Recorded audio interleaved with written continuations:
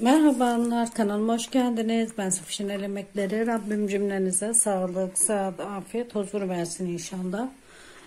Hanenize bereket versin. Hayırlı cumalarınız olsun inşallah. Rabbim her ne dileğiniz varsa versin. Hastalarınıza şifa, dertlerinize devalar versin inşallah Yüce Rabbim. Hanımlar bakın şöyle 11 santim. Tam 11 santim. Ben ördüm. İlmeklerimiz de 116 ilmek tamamı almış olduğum ilmeklerim. Şapkamız açılıyor zaten. Burası ense kısmı. Bakın şu şekilde. 11 santimde ördük. Şimdi kesim yerlerini ayarlayacağız. Hesapladım ben bunu. 28 geliyor kesim yerleri. Şu şekilde. Bakın. 5 parçaya böleceğiz. Şu düz kısımdan, bakın düz kısımdan şöyle 2 tane kesiyorum. Bakın kestim.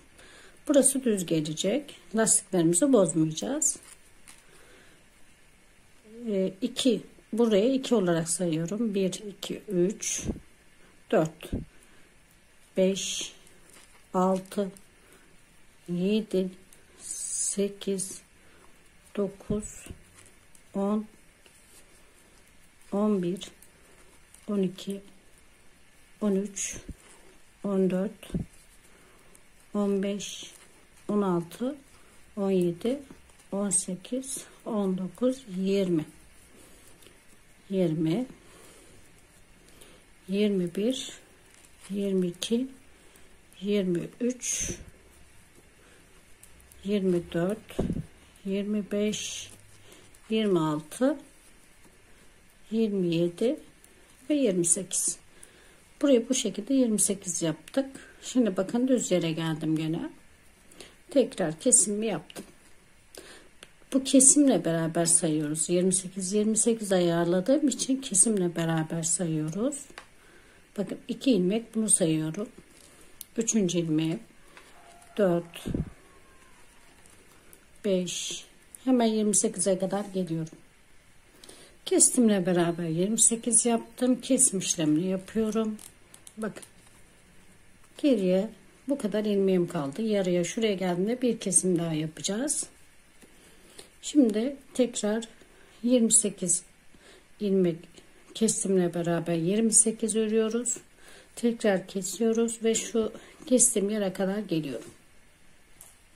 Bakın bir daha 28 ördüm geldim. Tekrar kesiyorum. Şimdi bakalım kaç kalmış burada. 2, 4, 6, 8, 10, 12, 14, 16, 18, 20, 22, 24, 26, 28. 28 kaldı hanımlar. 28 ayarladık hepsini. Kesimlerle birlikte. Yani birer eksilterseniz 27. Şimdi şuraya kadar örüp geliyorum. Şimdi geldim başladığım noktaya kadar. Bakın şişimin başlayacağı yerden bakalım. Burada biliyorsunuz kesim işlemini yaptık. Şimdi tekrar kesiyorum. Bakın kestim. Şimdi ters ve düz olarak devam ediyorum. Hiç lastiğimizi bozmuyoruz. Kesimlerimizi düz kesiyoruz. Lastiğimizi hiç bozmadan bütün kesimlerini yapıyoruz. Bu şekilde artık kesimlerimiz. Bakın şuraya geldiğimde tekrar bu sefer arada 27 kalıyor kestiğimle beraber ama şuradan sayayım size tekrar 1 2 3 4 5 6 7 8 9 10 11 12 13 14 15 16 17 18 19 20 21 22 23 24 25 26 kalıyor. Kestiklerimizi saymazsak 26 kalıyor. Bakın kesim yerim belli burada. 2 tane kesim bakın. 1 ilmek ve 2 ilmek. Şimdi tekrar kesiyorum. Kesim yerlerimizi isterseniz belli anlayamazsanız iğne koyun, bunlara belli koyun yani. Bu şekilde hepsinin tamamını başa kadar kesip geliyorum. Tekrar göstereceğim. Ondan sonra kesim işlemini bitireceğiz. 26 kalıyor araları. Bir dahakine 25 kalacak. Her şişte kesimini yapıyoruz. Hadi bakalım. Şimdi tekrar geldim. Kesim yerine başladım noktaya. Şişim belli zaten. Buradan çekiyorum. Kestiğim yerlerim belli. Biraz kaç ilmek kala şey yaparım onu bilmiyorum. Şimdilik biraz keseceğim böyle tek tek. Şimdi aralarda 25 kalacak. Artık birinci kesimi yaptık, ikinci kesimi yaptık. Şimdi üçüncü kesimi yapıyoruz. Arada şöyle 5-10 tane kalana kadar bir tek tek böyle keseceğim. Ondan sonrasını tek tek kestiğim için şimdi ikişer kesime çıkaracağız. Aralarda kesimi çoğaltacağız bitişine doğru ki temelde sivri olmasın tepesi. Onun için şimdi bu şekilde artık kesmeye devam ediyorum. Son 5-6 tane 10 tane kalana kadar keseceğim. Sonunda tekrar göstereceğim. En son kesimlerinden birlikte bitireceğiz. Bakın kestim. 3. ilmeğimi de 3. kesim yapıyorum. Hadi bakalım. Şimdi onlar şişlerimde yani ben 3-4 şişe aldım. Çünkü örmesi zor oldu bütün şişler. Onun için bölerek ördüm. Bakın şuradan bu tarafa kadar arttırdım geldim. Şimdi 2-2 götürüyorum. 3'er tane 4'er tane ilmeğimi.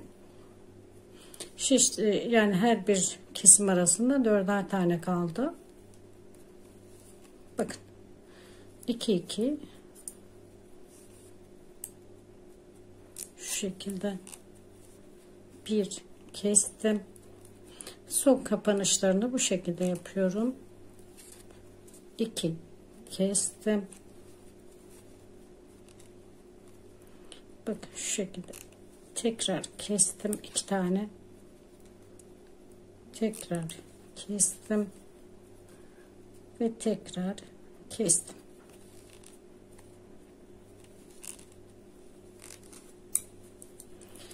Bakın kaç tane kaldı. Hemen sayalım.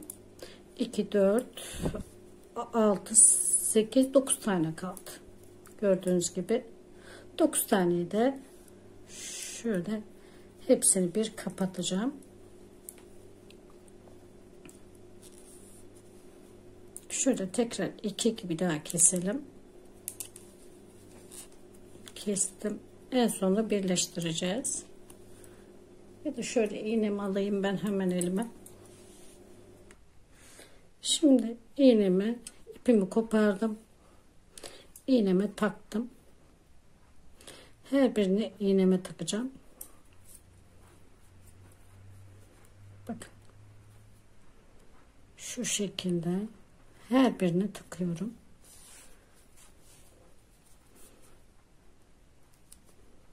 En güzel kapatma tekniği. Bakın. Gördüğünüz gibi tepe kısmı bu şekilde bir kapatma oldu. Çok da güzel oldu. Şöyle arka kısma geçtim. İç kısma. Şöyle ipimi buraya sabitleyeceğim.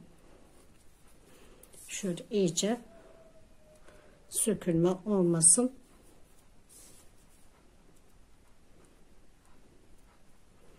Burayı iyice sabitliyorum. Şimdi bıraktım. Bakın. Bu şekilde bir şapka elde etmiş olduk. Bakın şu şekilde. Güzel bir şapka oldu hanımlar. Şimdi gelelim asıl şapkamızın şu kısmını yapmaya. Şu şekilde. Mavi ipimi, biliyorsunuz burada mavi ipim vardı. Bunu artık çıkartma zamanı geldi. Bakalım ne taraftan çıkarılacak. Bakın ipimi kestim. İpimi kestikten sonra bakın şu şekilde bütün mavi ipleri kesebilirsiniz. Bakın daha kolay çıkacaktır. Şöyle ilmeklerim çıkıyor içerisinden. Gördüğünüz gibi. Bakın. Her bir ilmeğimi bu şekilde almış oluyorum. Hiçbir başka bir işlem yapmadan gördüğünüz gibi bakın. Öbür türlü olsaydı burası kaba olacaktı. Şimdi böyle bir bütünlük sağlamış oldu. Şimdi her birini artık keserek ilmeğimi alıyorum. Burası önemli anlar. Şöyle çekme imkanımız olmuyor. Onun için kesmek zorundayız hepsini. Bakın şu şekilde kesiyorum. Bir şeyle arayla kesiyorum hepsini. Griye dokunmayın. Gri ile işimiz yok.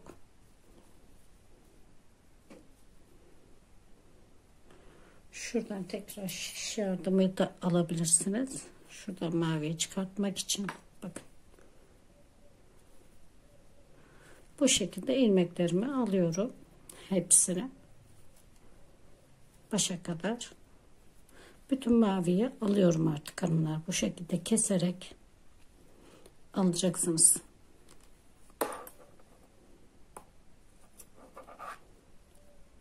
Bakın şuradan tığ yardımıyla da alabilirsiniz. Maviyle işimiz yok artık. Bakın. Bütün ilmeklerim çıkıyor. Gördüğünüz gibi. Bakın. Burada ilmeğim var. Aldım. Burada ilmeğim var. Aldım. Burada ilmeğim var. Aldım. Bakın. Hepsini alıyorum. Başa kadar geliyorum. Bakın sonunda da tekrar 2 ilmeğim var. Onları da alıyorum. Aldım. Bakın gördüğünüz gibi gri ipime geldim burada. Şu gri ipleri artık burada bağlayacağım. Burada işim grilerle bitti. Çünkü tüylü kuzucuk ipiyle yapacağım alnını. Şöyle kuzucuk ipimi alıyorum elime. Bakın tüylü şu şekilde. Şu iplerimi toparlayayım. Şu iplerimi bu tarafa iç kısmı alıyorum. Düğüm atmıyorum ki çocuğun kafası olmasın. Bakalım ilmeğimiz ters miymiş, düz müymüş?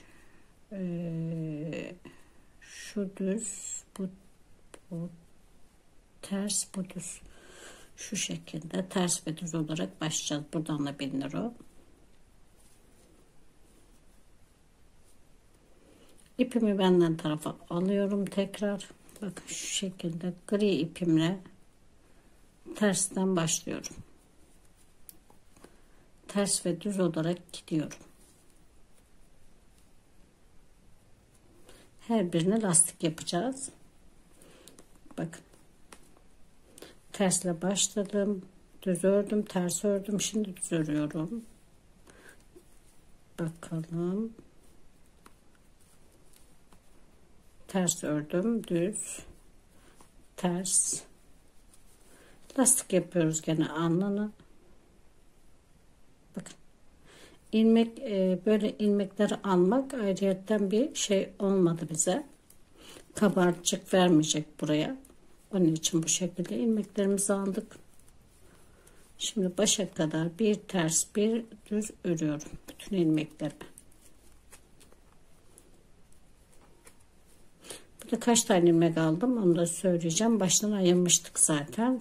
İlk videomda yazılı hepsi detaylı anlatımlı. Bakarsanız ilk videoma orada anlarsınız. Kaçar tane ayırmışız. İlk videomda hepsi var. Şimdi tekrar burası düz denk geldi. Tersle devam ediyorum. Ters ve düz olarak lastiklerimizi örüyoruz artık. Alnımızın sonra ördükten sonra anlatacağım ben onu. 10 santim kadar öreceğiz gene. Haydi bakalım. Bir 10 santim böyle ters ve düz örelim. Ondan sonra tekrar geri kalan işlemlerini yapacağız. Daha işi var şapkamızın. Hadi bakalım. Erkeğe de kıza da gidecek bir model. Renk seçimini sadece yapmanız gerekiyor. Bu gri biraz daha erkek çocuğu için. Pembe, ondan sonra kırmızı, herhangi başka renklerden kullanabilirsiniz. Kız ve erkek için. Renk ayrımı sadece. Ama bu model olarak hem kıza hem erkeğe uygun bir şapka. Hadi bakalım. Şimdi bu şekilde 10 santim kadar örelim. Ters ve düz lastik öreceğiz. Hadi bakalım hanımlar. Ördükten sonra tekrar görüşelim. Bakın hanımlar, 7 santim ördükten sonra bu kuzucuk ipini şu şekilde kesme işlemi yapıyorum artık. Sonra tekrar kenarlarından ilmek alacağız. Hadi bakalım. Şimdi şu kesme işlemini bitirelim. Ondan sonra kenarlarını da yapıp şapkamızı bitirelim.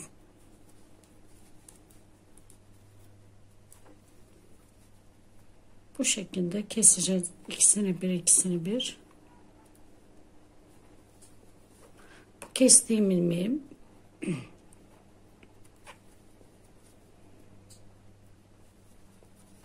Gri ipimizle öreceğiz kenarlarını. İsterseniz bu iple de yapabilirsiniz. Bakın bu şekilde. Bakın kenarı bu şekilde oldu. Şu şekilde bakın. Gördüğünüz gibi. Alnına gelen yeri burası. Şöyle çekeceğiz. Şimdi gri ipimize geçtiğimizde zaten hepsi anlaşılacak. Şimdi nereden başlayalım? Şuradan başlayalım ilmek almaya, ama misina şişlerimizde öreceğiz. Ters şişimizde öreceğiz yani. Hemen ters şişimi alıyorum. Ben bir şu kenara alıp geliyorum. Şimdi şuraya kadar aldım geldim, öbür tarafta beraber alacağız. Bakın şöyle hemen her ilmeklerimden buradan ilmeklerimi tamamını alıyorum. Bakın düz kısımdayım. Şöyle olacak. Düz kısımdan burayı düz kısımdan almayacağım. Şöyle eklenecek. Şöyle gelecek şapkamız. Onu bu taraftan almam gerekiyor. Neyse şöyle bir ilmeklerimi alayım. Eklemesinde bakacağız. Bakın. Her ilmeğimden alıyorum birer tane. Şuradan ekleme yapacağız sonra. Bu şekilde hepsini toparlıyorum. Bakın.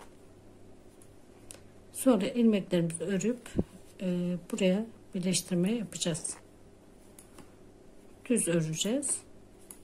Şimdi şu köşeye kadar bu şekilde alıp geliyorum ilmeklerimi. Şimdi kenar ilmeğime geldim. Şişimi şöyle çekiyorum biraz ki işim rahatlasın. Şu kenar ilmeğimden bir tane daha ilmek alıyorum. Hemen 2 tane ilmek oluyor burada. Şu şekilde hemen bir geriden ve bir ileriden bir geriden alacaksanız 2 tane ilmek olacak köşesinde. Şu Şöyle, burası biraz tüylü olduğu için görünmüyor. Onu alırken siz dikkat ederseniz zaten aynı yuvadan değil. Bakın aynı yuvaya denk geliyor gördüğünüz gibi. Aynı yuvaya denk gelmeyecek. Bu şekilde. Hemen buraya kaç tane ilmek almışsam şuradan sayayım. 2, 4, 6, 8, 10 tane. 2, 3, 4,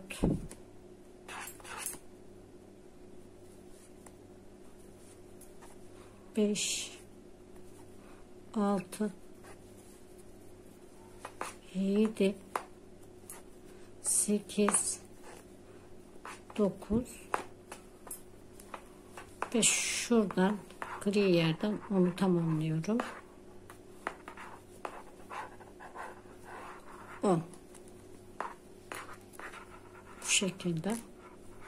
Şimdi iplerimi tekrar iç kısmı aldım. Şu düzlerden birer tane daha alıyorum. Şuradan 2 tane almıştım. Aldım. Şimdi bakın, burası önemli. Bakın şu düz olan kısımlar var. Onların hemen alt kısmından alıyoruz ilmeklerimizi. Bakın. Düz olan alt kısımlarından alıyorum. Gördüğünüz gibi. Şimdi köşeye kadar bu şekilde alıyorum, şuraya kadar. Orada tekrar göstereceğim. Şimdi köşeye geldim, tekrar şişime asılıyorum. Artık şuradan birer tane atlayarak alıyoruz. Düzden değil, tersten alıyorum. Düzden değil, tersten alıyorum. Burada birer ilmek atlıyorum. Sayıyı tamamlamak için. Bu kapşon burasını da o şekilde ayarladım. Düzden değil, tersten alarak bütün ilmeklerimizi şuradan da düzlerden alarak geliyoruz. 10 tane ilmeğimi de şuradan bir içeriden alıyorum ki şurayı biraz şöyle biraz şey çıkartıyorum. Tekrar bunu asılıyorum. Şimdi düzlerden alarak devam ediyorum. Bakın düzler burada. Bunların içerisinden şu şekilde ilmeklerimi alıyorum. Hadi bakalım, bu şekilde devam edelim. Bütün ilmeklerimizi arkadan da tekrar ilmeklerimizi alacağız. Şimdi arka kısma geldim. Burayı çok fazla kastırmadan alacağım. Ön kısmında şu olduğu için birazcık ondan dolayı ilmeğimi sık aldım. Bunda bir atlayacağım, bir alacağım. Bakın düz atlıyorum, tersinden alıyorum. Arada atlama yapacağım. Şimdi düzden, tersten düze atlıyorum. Alıyorum. Bir tane atladım burada bakın. Aldım. Şimdi atlamadan alıyorum. Bir tane atlıyorum. Atlamadan aldım. Bir tane atlıyorum. 2 ilmek arası hep atlayarak alıyorum. Ki burası da çok fazla kastırma yapmasın. Şimdi atlıyorum. Şimdi alıyorum tekrar atlamadan.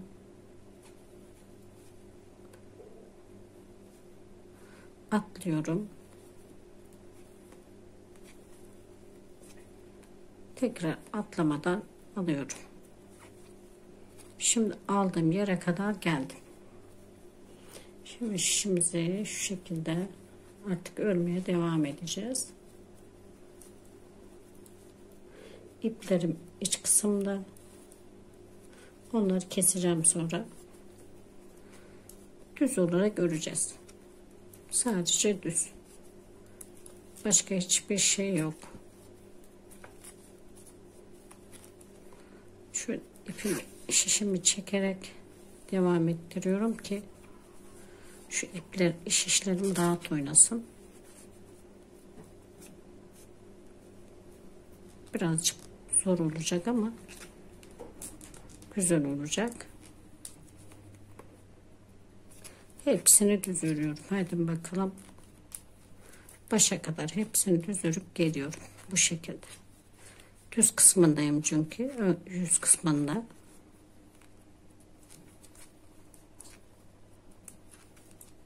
Hadi bakalım. Bakın toplamda 6 sıra ve 7.'yi örüyorum hanımlar. Düz bir şekilde tamamını.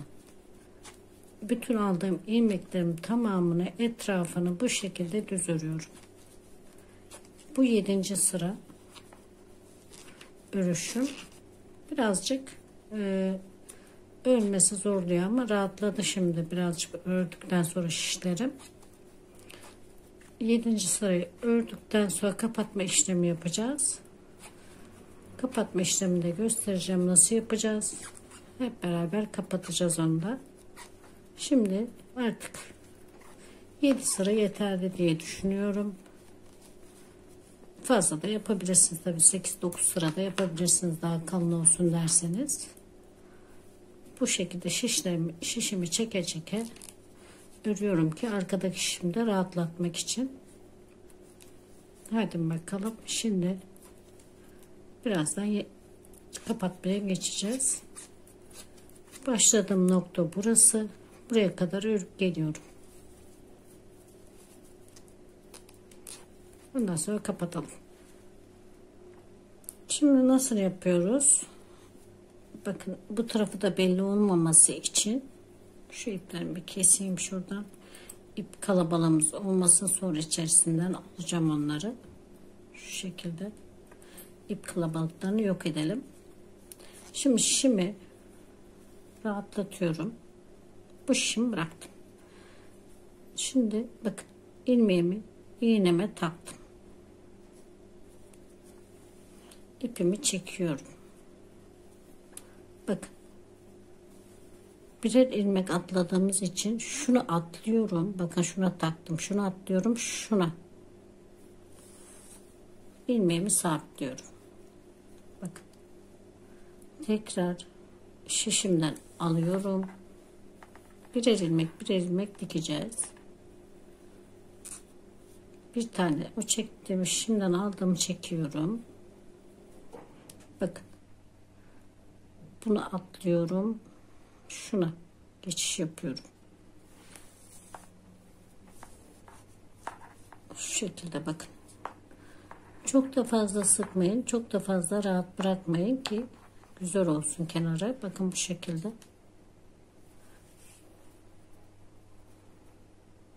Tekrar şişimden bir tane iğnemi, ipimi koparttım ama buradaki ipi kopartmadım. Bütün gidiyor. Şimdi ipim biraz uzun tuttum. Yetmediği yerde eklerim. Bakın bir tane atlayıp ikinciyi geçiyorum. Bu şekilde.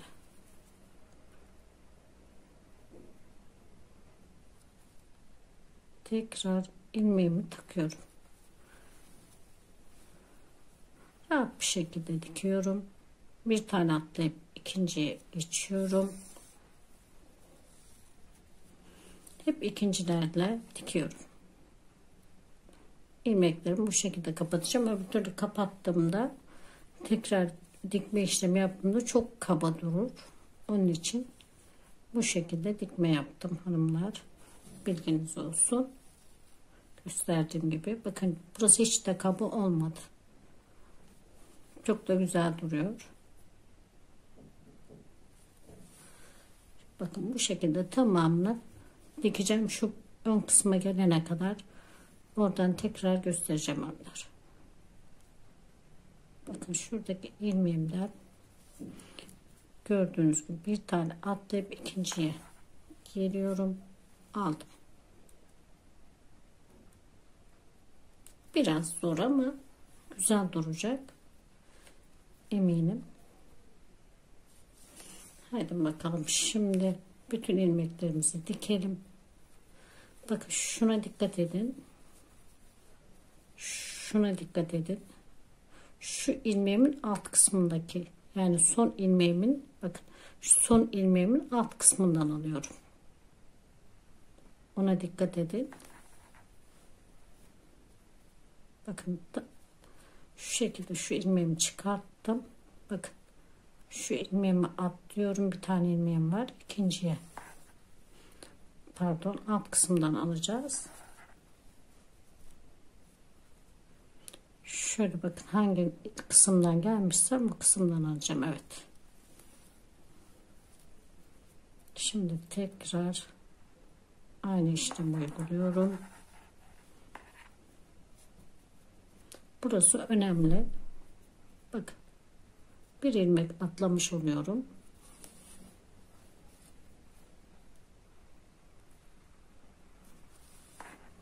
Gördüğünüz gibi bir ilmek atlamış oluyorum.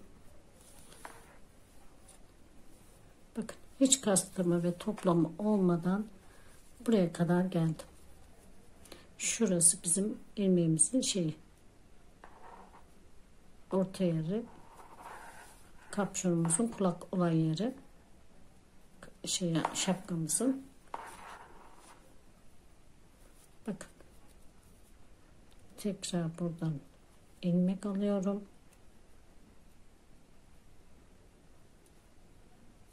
İkisini bir de bu şekilde kapatabilirsiniz. Bakın.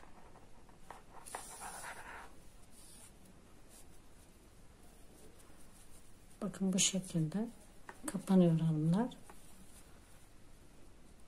Çıkarttım. Dediğim gibi birer ilmek atlayarak kapatıyorum.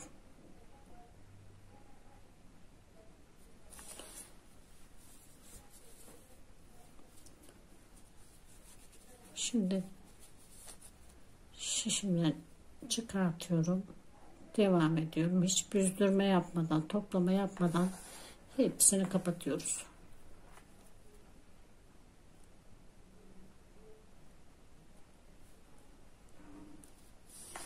Haydi bakalım. Bakın bu şekilde. Çok da güzel oldu hanımlar. Bakın şimdi bu kuzucuk tüyüsü olan yere geldim.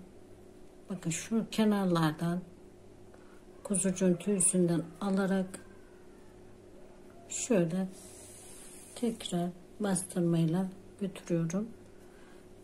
Şu kenarlardan karşılıklı olarak götüreceğim. Çok fazla ara vermeyin. Çünkü burası sayılmıyor. Dikerken dikkat edin. Tüyden dolayı görünmüyor ilmekler. Bunu dikerken dikkat edin hanımlar. Bakın. Tüylere de takabilirsiniz şu şekilde. Ondan dolayı ilmeğe taktığınızdan emin olun. Şu şekilde götürüyorum artık. Dikkat edin burasını dikmesine. Anladınız artık, siz onu tamamını bitirin artık bu şekilde. Burayı atlattık mı zaten diğer yanları kolay.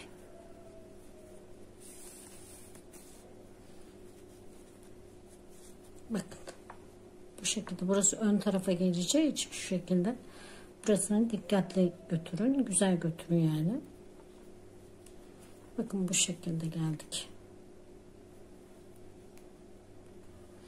Bakın hanımlar, şimdi tekrar her birinden atlayarak arka boyun kısmını da nasıl ilmek almışsam o şekilde diktim geldim.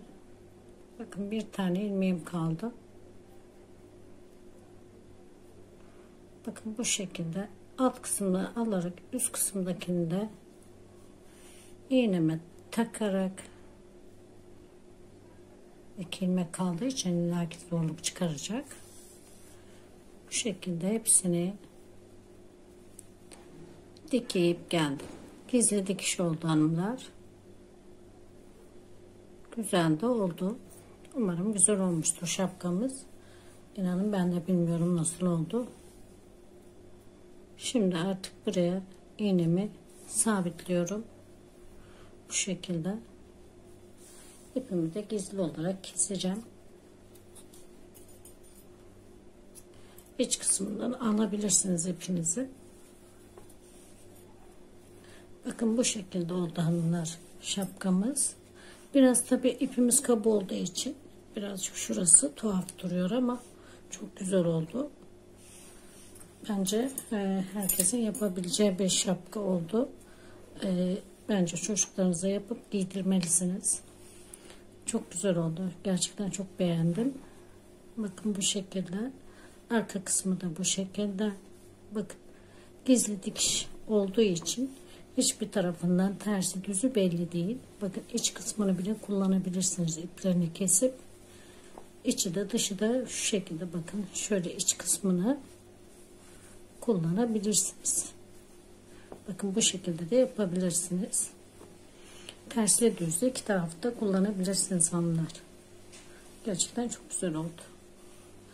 Lastik olduğu için birazcık açılması, şurada kaba olduğu için biraz açılması farklı oluyor ama çok güzel oldu. Umarım beğenir ve yaparsınız.